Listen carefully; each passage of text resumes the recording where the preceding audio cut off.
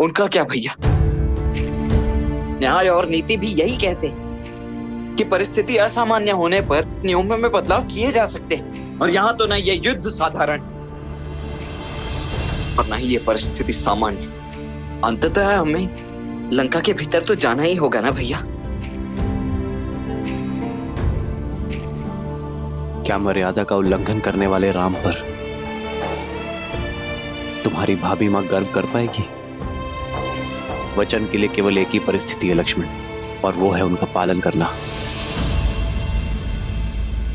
और रही बात देखने की, तो परिस्थिति के साथ अपने शब्दों को बदलना, प्रण को भंग करना, वचन का अपमान करना होता है लक्ष्मण।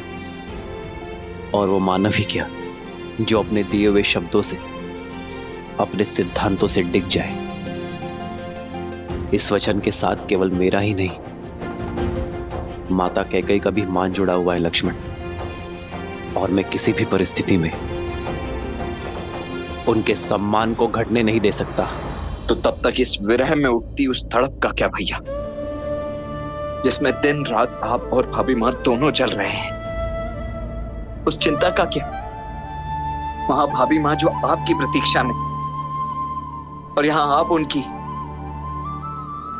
क्या आप उनके लिए भी कुछ नहीं करेंगे?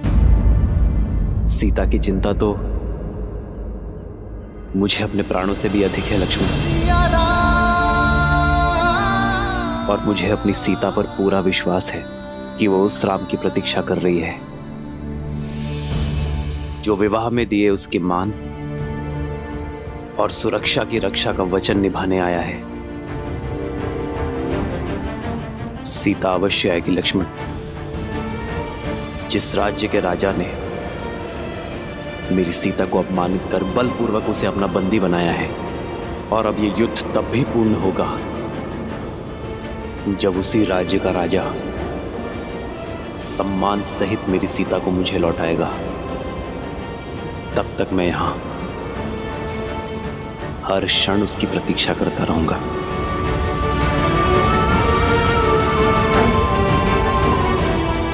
सीता लंका में बंदी बनकर आई थी, किंतु बाहर एक रानी बनकर आएगी।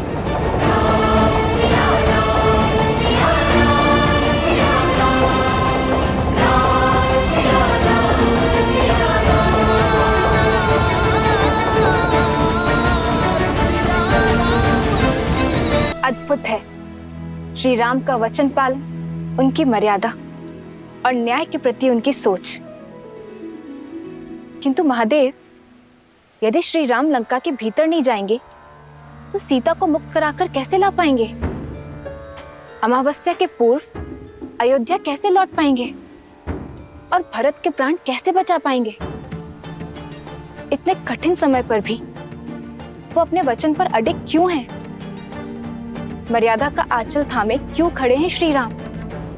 जो स्वयं ही मर्यादा भंग करे, वो भला कैसा मर्यादा पुरुषोत्तम देवी? एक नर का मर्यादा और धर्म के प्रति समर्पण का भाव और उन्हें किसी भी मूल्य पर पूरा करने की हट उसे नारायण बनाते हैं। और श्री राम का यह समर्पण भाव और हट ही है जो उन्हें मर्यादा पुरुषोत्तम श्री राम बनाती। वैसे भी देव, जिसने इस संसार में धर्म और मर्यादा की स्थापना हेतु ही अवतार लिया, वो भला मर्यादा का उल्लंघन कैसे कर सकते? यदि मर्यादा का आंचल थामे रहेंगे तो अमावस्या तक सीता को लेकर अयोध्या कैसे पहुंच पाएंगे? देवी, मैंने आपसे पहले ही कहा था कि ना तो ये युद्ध सरल होगा और ना ही इसके द्वारा प्रस्तुत की गई चुनौतियां। परिस्थितियां अत्यंत विषम हैं और इन विषम परिस्थितियों से हमारे समक्ष कई प्रश्न उठ खड़े हुए। कैसे करेंगे श्री राम संसार में धर्म और मर्यादा की स्थापना? कैसे करेंगे श्री राम देवी सीता की रक्षा? कैसे समय रहते पहुंचेंगे श्री राम अयोध्या अपने भ्राता भरत के प्राण बचाने के लिए? परंतु इन सभी प्रश्नों के उत्तर मैं नहीं दूंगा। इन सभी प्रश्नों के उत्तर देंगे श्री हरि विष्णु के मनुष्य अवतार मर्यादा पुरुषोत्तम श्री राम।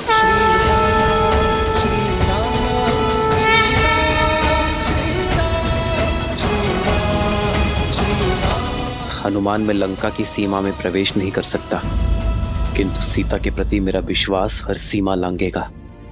सीता को ज्ञात होना चाहिए हनुमान कि अमावस्या से पूर्व मैं उसे लेकर अयोध्या लौटूंगा। मेरी हर श्वास उससे मिलन की प्रतीक्षा कर रही है। प्रभु, माता तक आपका संदेश अवश्य पहुंचेगा,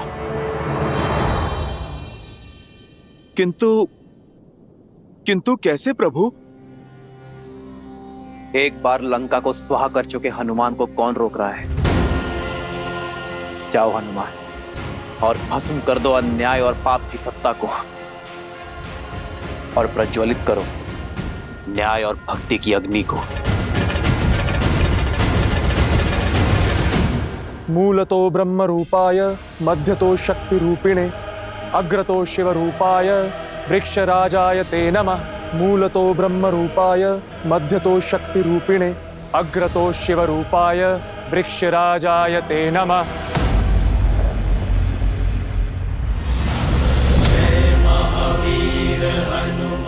भागो, भागो। अरे तो वही है, फिर आ गया हाहाकार मचाने। भागो, प्राण बचाओ, हनुमान आ गया है, भागो। अरे डरो मत, वानर हूँ, राक्षस नहीं। तुम लोगों ने पहले भी तो बांधा था मुझे। आओ आओ, मुझे फिर से बांध लो। मेरी पूंछ में अग्नि नहीं लगाओगे? अरे आओ।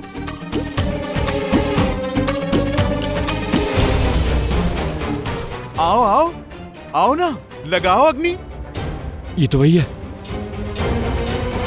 जिसने मेरे भाई निकुंभ की। नहीं, इससे बैर लेना उचित नहीं है। अरे ये तो कतई ठीक नहीं है। मैं पिछली बार आया था तब तो तुम लोगों ने मेरा बड़ा ही राजसी स्वागत किया था। कुछ नहीं करोगे?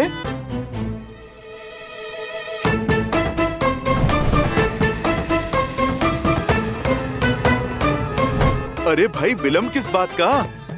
पकड़ो मेरी पूंछ। अरे बढ़ाओ हाथ और लगाओ अग्नि। बढ़ाओ बढ़ाओ। ए, तू जाना, तू जाना, तू जा, तू जा। अरे भाई, ये तो बुरी बात है ना। मैं मित्र बनकर बात कर रहा हूँ, तुम प्रहार करने आगे बढ़ रहे हो।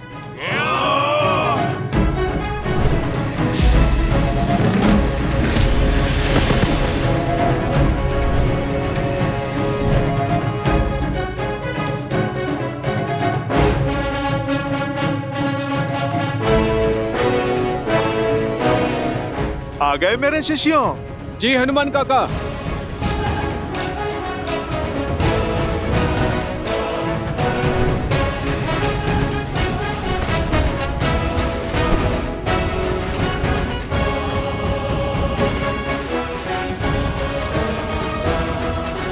अरे तुम तो बड़े विचित्र हो।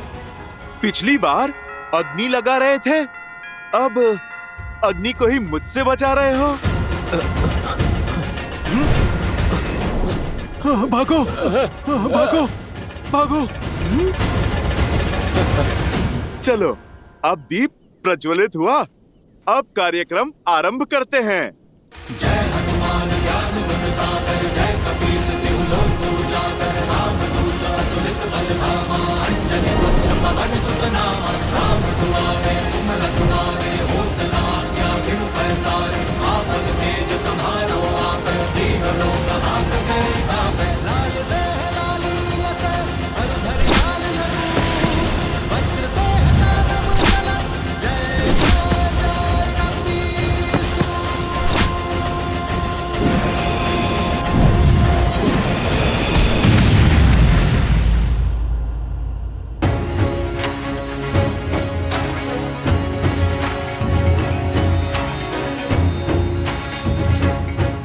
लंका में प्रवेश नहीं कर सकता,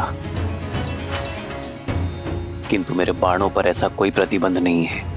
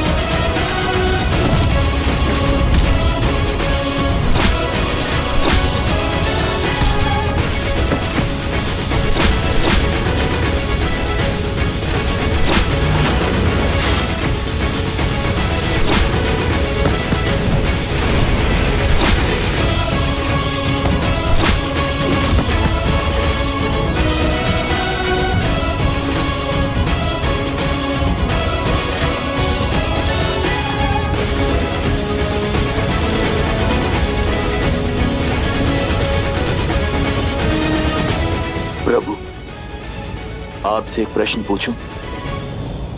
मुझे आप पर पूर्ण विश्वास है, किंतु एक बार लंका जल चुकी है, पुनः जलाने से क्या लाभ होगा? मेरा अर्थ है, इस निर्णय के पीछे अवश्य ही कोई गहरा कारण होगा, कोई युक्ति होगी। मैं आपकी जिज्ञासा शांत तो कर दूंगा विभीषण, किंतु मेरे निर्णय का कारण आपके दुख का कारण हो सकता है। क्या आप अब भी जानना चाहते हैं? क्या कहा तुमने? एक बार फिर ये मरकट हर सीमा लांघ रहे हैं।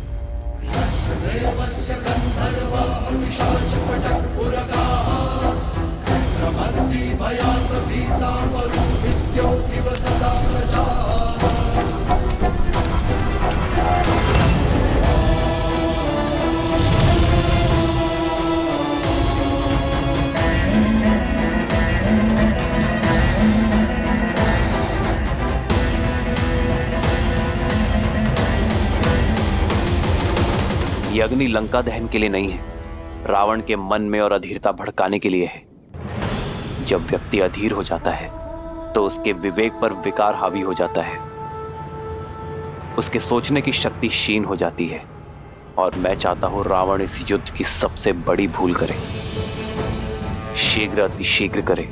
कैसी भूल प्रभु? मैं कुछ समझा नहीं। कुंभकर्ण, आप ही ने सूचना दी थी ना? रावण के पास ब्रह्मास्त्र से भी बड़ा अस्त्र है। कुंभकर्ण, जो अभी निद्रा में है, यदि वो 2 दिन तक और सोता रहा, अपनी निद्रा पूर्ण कर ली, तो उसे मिले वरदान के अनुसार वो अगले 6 माह तक अजय और अमर होगा।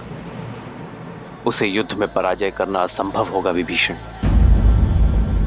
हमारे पास इतना समय नहीं है विभीषण। रावण को इस बात का ज्ञात है, इसीलिए वो 2 दिन बीतने की प्रतीक्षा कर रहा है, हमें व्यस्त करने का प्रयास कर रहा है, किंतु मैं ये होने नहीं दूंगा। मेरी ये युक्ति रावण के धैर्य का बांध तोड़ उसे अधीर बनाकर कुंभकर्ण को जगाने के लिए विवश कर देगी। विभीषण, मैं जानता हूं आपके भाई के लिए आपका हृदय विचलित है, किंतु यह संहार आवश्यक है धर्म की स्थापना के लिए। लंका के द्वार से राम, लक्ष्मण और उनकी सेना आक्रमण कर रही है। लंका के भीतर ये वानर उत्पात मचा रहे हैं। हमारी सेना दोहरे आक्रमण के लिए सज्ज नहीं। समस्या विकराल है महाराज। शीघ्र, अतिशीघ्र समाधान खोजना होगा। समाधान एक ही है महाराज, युवराज इंद्रजीत। और वो देवी निकुंभला के अनुष्ठान में लगा है। उसका अनुष्ठान कहां तक पहुंचा? अभी वो वट वृक्ष की पूजा संपन्न कर रहे हैं। उसके पश्चात ही युवराज निकुंबला देवी की पूजा आरंभ करेंगे महाराज। ब्रह्मदेव, इस वट वृक्ष की पूजा संपन्न हुई। अब आपके दिए वरदान के अनुसार मैं देवी निकुंबिला का आवाहन करने हेतु सज्ज हूं। अपने आशीर्वाद के फलीभूत होने का आशीर्वाद दीजिए ब्रह्मदेव, क्योंकि निकुंबिला देवी की पूजा संपन्न होने के पश्चात इस समस्त संसार में मुझे कोई पराजित नहीं कर पाएगा। अजय हो जाऊंगा मैं सदा सदा के लिए। अग्रतो शिव रूपाय वृक्षराजाय ते नमः। मूलतो ब्रह्म रूपाय मध्यतो शक्ति रूपिणे अग्रतः शिव रूपाय वृक्षराजाय ते नमः।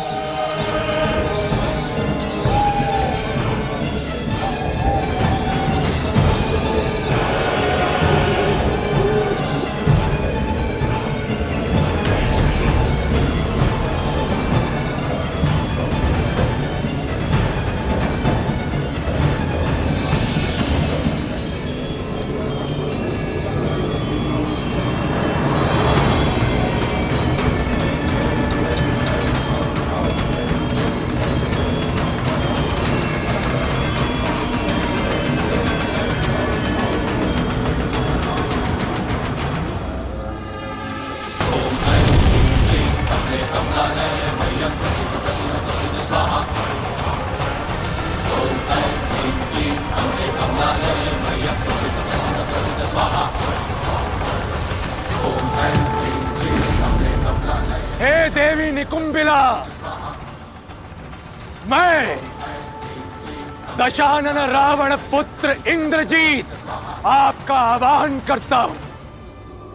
आपसे अजय रथ और शक्ति अस्त्र मांगता हूं और यह आशीर्वाद चाहता हूं कि आपके शक्ति अस्त्र से मैं उन वनवासियों के जीवन का अंत स्वयं अपने हाथों से लिख सकूं। समस्त लंका की आस और मेरे पिता का विश्वास केवल मुझ पर टिका हुआ है और मेरी आस और मेरा विश्वास आपके आशीर्वाद पर, मेरे अजय होने के वरदान पर। इसलिए अब जब तक मेरी मनोकामना पूर्ण नहीं हो जाती, मुझे वो अजय रथ और शक्ति अस्त्र प्राप्त नहीं हो जाता, मैं अपना रथ आपको समर्पित करता रहूंगा जब तक मेरे शरीर में बहते रक्त की अंतिम बूंद समाप्त नहीं हो जाती। मैं आपकी पूजा आराधना करता रहूंगा। ओम निकुंबलाय नमः, ओम निकुंबलाय नमः, ओम ह्रीं जूं सा, ओम भूर्भुवः स्वाहा। लंका के पास समय नहीं है महाराज। वानरों का तांडव आपने देखा है। शीघ्र ही कुछ नहीं किया तो हम सब कुछ हार जाएंगे महाराज। रावण के रहते ऐसा नहीं होगा। इन उद्दंडियों को दंड अब मैं स्वयं दूंगा। नहीं महाराज, पिताश्री कुंभकर्ण, युवराज इंद्रजीत और मेरे होते हुए आपको रणभूमि में जाने की कोई आवश्यकता नहीं। तुम्हारे पिता की निद्रा टूटने में कितना समय शेष है? 2 दिन महाराज। यदि कुंभकर्ण को समय से पहले उठाया, ना तो वो अजय रहेंगे और ना ही अमर। युवराज को बुलाने के अतिरिक्त और कोई विकल्प नहीं महाराज। हाँ महाराज, हमें युवराज इंद्रजीत को वापस बुला लेना चाहिए। अब वो ही हैं जो इन नर और वानरों की सेना से इस लंका को बचा सकते हैं।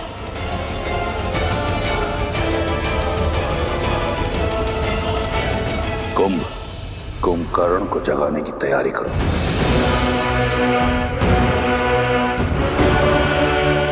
एक बार सोच लीजिए महाराज, यदि पिताश्री को अभी उठाया तो अगले 6 माह तक अपना अमृतत्व खो देंगे। तुम्हें क्या लगता है इस बात का मुझे ज्ञान नहीं। रावण से अधिक कुंभकर्ण की शक्तियों के बारे में कोई नहीं जानता। चाहे उसकी निद्रा पूर्ण हो या ना हो, मेरे कुंभकर्ण में इतना बल है कि वो उन मरकटों पर काल बनकर बरसेगा। तुम लंकेश के आदेश का पालन करो और उठाओ मेरे कुंभकर्ण को। मैं राम और इस युद्ध का अंत देखना चाहता हूं, शीघ्र अतिशीघ्र।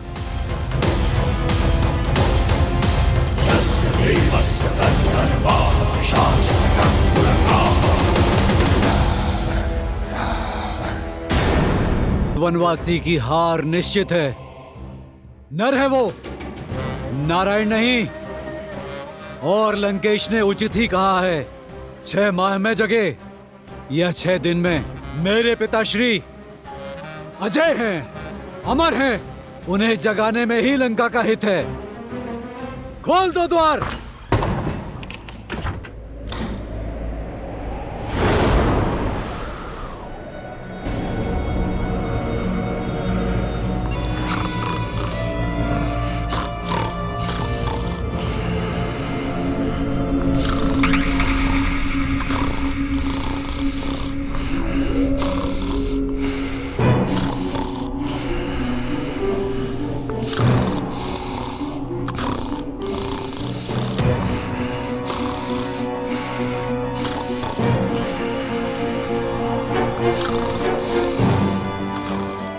स्वरनाथ से ही टूटेगी अब इनकी गहरी निद्रा। वाद्य यंत्रों को पिताश्री के कानों के समीप बजाओ।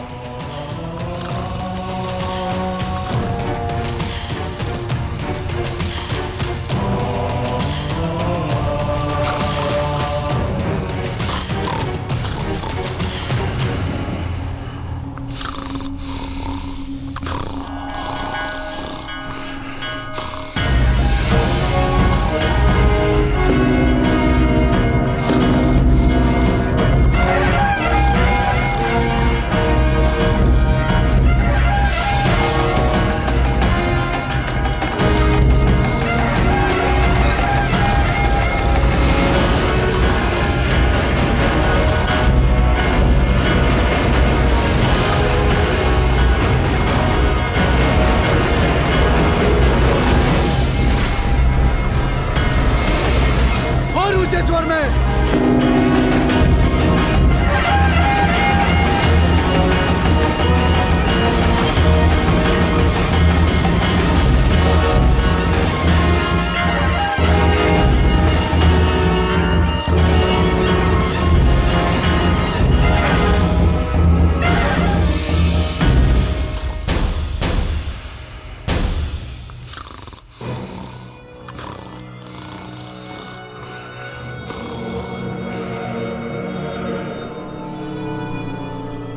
कदाचित तलवार की चुभन और चट्टानों का भार इन्हें उठा दे।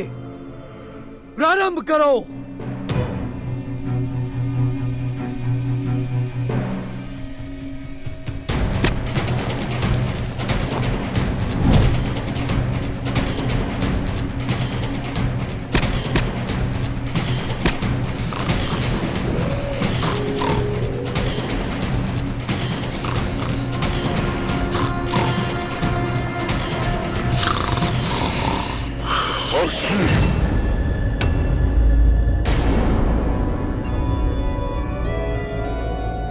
ठंडा जल डालो पिताश्री के मुख पर।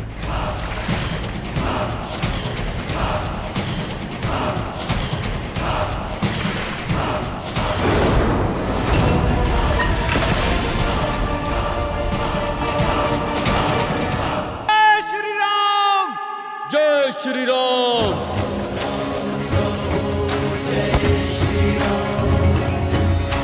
राम राम कहु जय श्री राम, दशरथ नंदन राजा राम। राम नाम भजते हनुमान, अवध बिहारी राजा राम। हनुमान काका, अब अगला लक्ष्य क्या है? वहां विस्फोटक सामग्री है जिसका उपयोग निश्चित रूप से हमारे विरोध ही किया जाएगा। चलो रावण को उसके ही सजाए व्यंजन का स्वाद चखाते हैं। लंका में हमने प्रवेश किया है, प्रकाश उत्सव तो बनता है।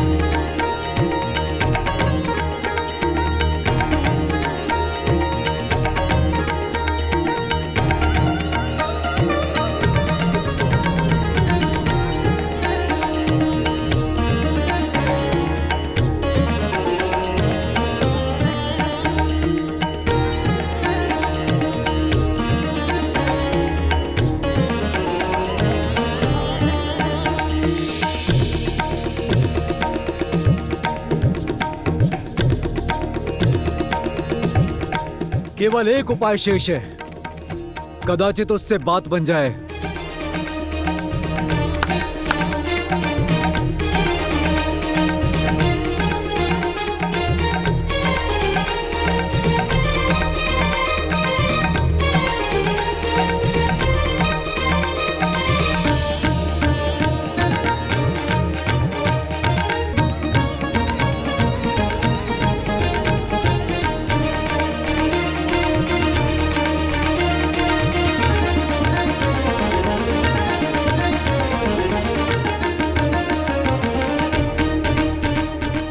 उन पर भोजन की सुगंध का प्रभाव हो रहा है।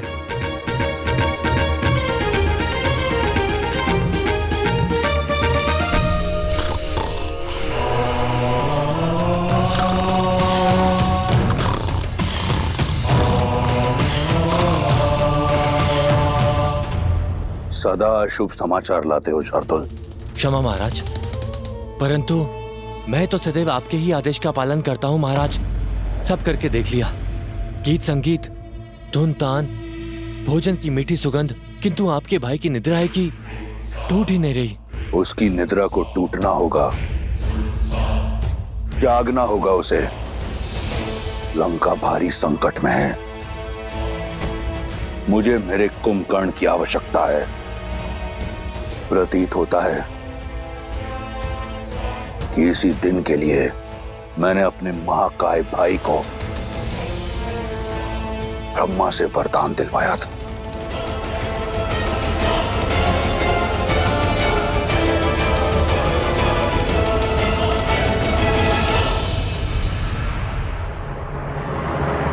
तुम वीर पुरुष, तुम पराक्रमी, तुम मर्यादा के हो स्वामी। नील, तुम संकट हर लो आगामी, मन में है विश्वास तो आकाश में परचम लहरेगा। जब होगी जीत तो हर दिशा में राम नाम गूंजेगा। होगा सीता राम का मिलन तो पर्वत पिघलेंगे। राम की सेना जीतेगी और ध्वजें हवा में लहरेंगे। जय श्री राम। जय श्री राम, जय श्री राम। राम नाम भजते हनुमान, अवध बिहारी राजा।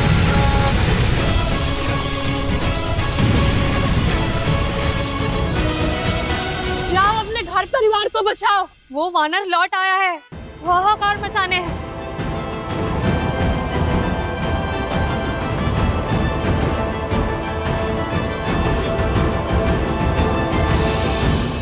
बीच युद्ध में पुनः लंका दहन, जाने क्यों? मेरे श्री राम युद्ध केवल रणभूमि में ही नहीं, मन भूमि में भी करना जानते हैं त्रिजटा। लंका दहन का निर्णय रावण के धैर्य को तोड़ने की नीति से लिया गया है। ऐसा समझो, लंकेश के अंत का आरंभ हो चुका है त्रिजटा।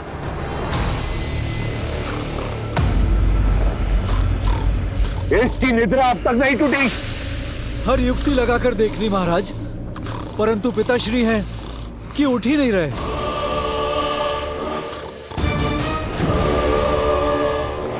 गज सेना को बुलाओ और चढ़ाओ इसकी देह पर।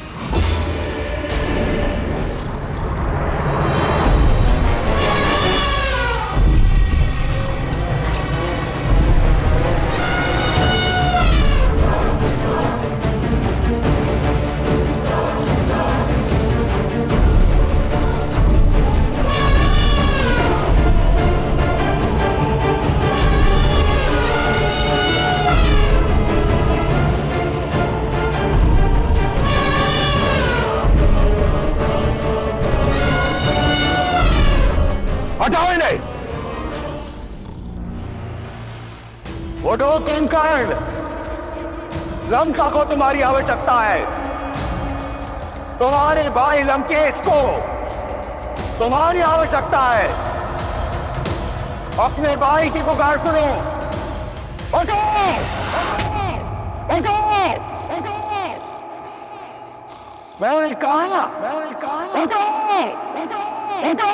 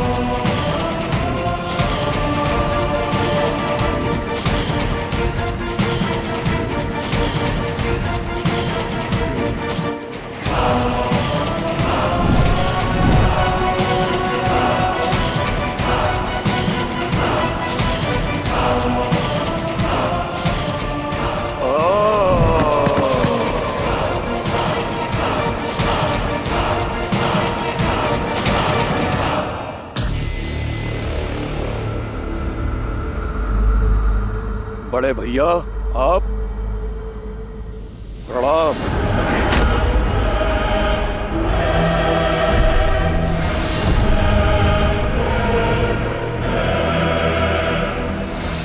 मेरी निद्रा की अवधि पूर्ण होने से पहले मुझे उठाया गया है, अर्थात कारण बहुत बड़ा है।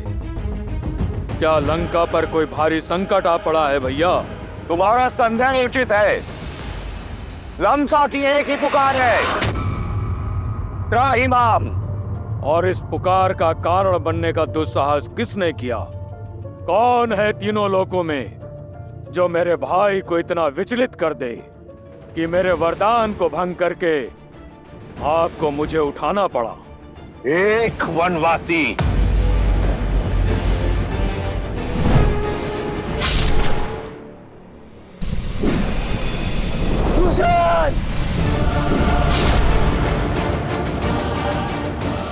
मुझे प्रतीकार उस राम का सर्वनाश चाहिए मुझे भैया।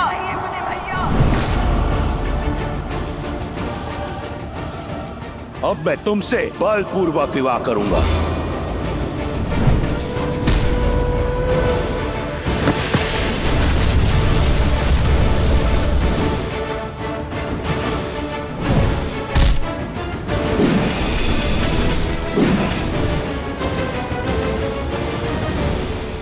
लंका एक बार फिर चल रही है। लंका और उसकी सेना भारी संकट में ग्रस्त है।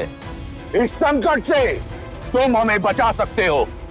मैं चाहता हूं कि तुम युद्ध भूमि में उस वनवासी और उसकी मरकटों की सेना पर काल बम कर बरसो।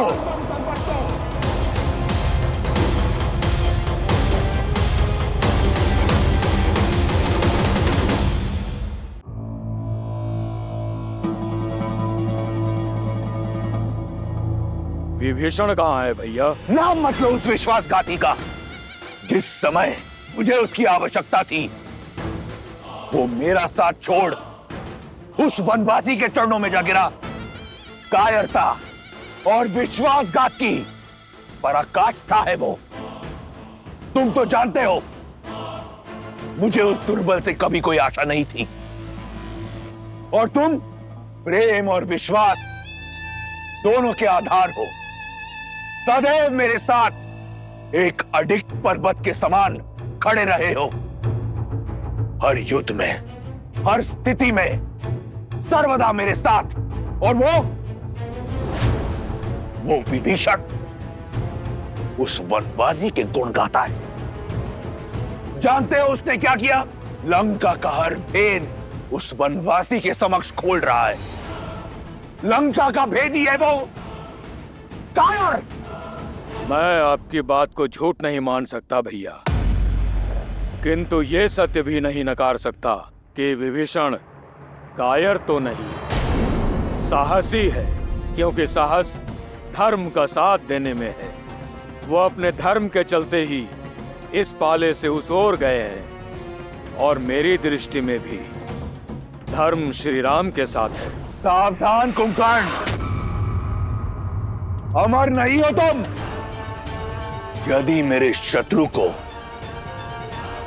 श्री कहकर पुकारा तो मैं यही स्वयं तुम्हारे प्राण हर लूंगा। मैं यहां आया था यह सोचकर कि अगर एक भाई विश्वासघाती निकला तो क्या हुआ, मेरा कुंभकर्ण अब भी है मेरा साथ देने के लिए। परंतु देखो, तुम भी अपने भाई का साथ छोड़ उस राम के रंग में रंग गए। भैया, मैं तो सदा आपके साथ ही था और हूं, पर सत्य से मुंह नहीं छिपा सकता। क्या पर्याप्त लहू नहीं बह गया? शूर्पणखा का मान भंग हुआ, उसके पुत्र का वध हुआ, मेरे भाई खरदूषण, मारीच मामा, मेरे भतीजे अक्षय कुमार, वीर प्रहस्त, अनेकों शक्तिशाली राक्षस वीर काल की भेंट चढ़ गए। निर्दोष राक्षस सैनिकों से लेकर अबोध वानरों तक सबका संहार हुआ है, और अब तक आपके विचारों पर वासना का आवरण पड़ा है। किसी और की पत्नी को हत्याने का हट आप पर सवार है। सर्वनाशे संयुक्त पन्ने अर्ध त्याजति सह पंडिता। जब सर्वनाश सर पर खड़ा होता है, आधा बचा लेने वाला भी बुद्धिमान होता है। तो आप जैसा विद्वान सत्य नहीं देख पा रहा है? क्यों राक्षस कुल के पतन का आधार रच रहे हैं आप? पतन कर रहा हूं राक्षस संस्कृति का। तनिक स्मरण करो कुंभकर्ण, अगर 10 लोकों में राक्षसों की ख्याति है तो मेरे कारण, यदि पाताल से लेकर स्वर्ग तक राक्षसों को सम्मान मिलता है, मेरे कारण क्या था मेरे पास? एक टूटी हुई कुटिया, वहां से निकलकर सोने की लंका पाई मैंने अपने प्रयास से, प्राण से। और क्या चाहते हो तुम? सहस्त्रों वर्षों में संजोया अपना सम्मान माटी में मिला दूं? अपने आत्मविश्वास का समर्पण कर दूं? नहीं! शक्ति का मद आपके ज्ञान को लील गया है भैया। सीता के अपराधी हैं हम, और राक्षसों का हित उन्हें लौटाने में ही है। मुझे तुम्हारे उपदेश की आवश्यकता नहीं है कुंभकर्ण। कर बैठा मैं ये कांड, जिसे मैंने शौर्य समझा तुमने अपराध समझा तो हुआ अपराध, जिसे मैंने प्रतिशोध समझा तुमने अधर्म समझा तो हुआ अधर्म। मैंने जो किया सो किया। अब तुम ये बताओ कि तुम क्या करोगे? यहां बैठकर मुझसे वाद विवाद करोगे, या एक भाई की भांति मेरे साथ युद्ध भूमि में उतरकर उस वनवासी और उसके मरकटों की सेना को अपनी वीरता का संदेश दोगे? बोलो, जो साथ ना खड़ा हो उसे विरुद्ध माना जाता है। दुर्भाग्य है मेरा कि तुम भी विभीषण की भांति राक्षस कुल पर कलंक निकले। अपना भोजन पूर्ण करके अपनी निद्रा पूर्ण करो कायर। मुझे तुम्हारी या किसी और की कोई आवश्यकता नहीं। ये कांड मैंने किया है तो संहार भी मैं स्वयं करूंगा। नहीं है तुम्हारी आवश्यकता। रुक जाओ भैया, मैं अपना धर्म निभाऊंगा। ना मैं नारायण को जानता हूं, ना किसी नीति को समझता हूं। आप ही मेरे ईश्वर हैं और आप ही धर्म। आपके लिए जिया हूं और आपके लिए ही मरूंगा। वरदान आपके लिए ही मांगा था और आप पर ही निछावर करूंगा। छोटे भाई के होते बड़े भाई को युद्ध भूमि में उतरना पड़े तो ये कलंक होगा। यदि आपकी इच्छा युद्ध है तो मैं अवश्य युद्ध करूंगा। आपके अधर्म का साथ देने के लिए नहीं, बल्कि अपने भाई और अपने राजा के सम्मान के लिए। जब तक मेरे शरीर में प्राण है, मैं राम और उसकी सेना पर काल बनकर बरसूंगा।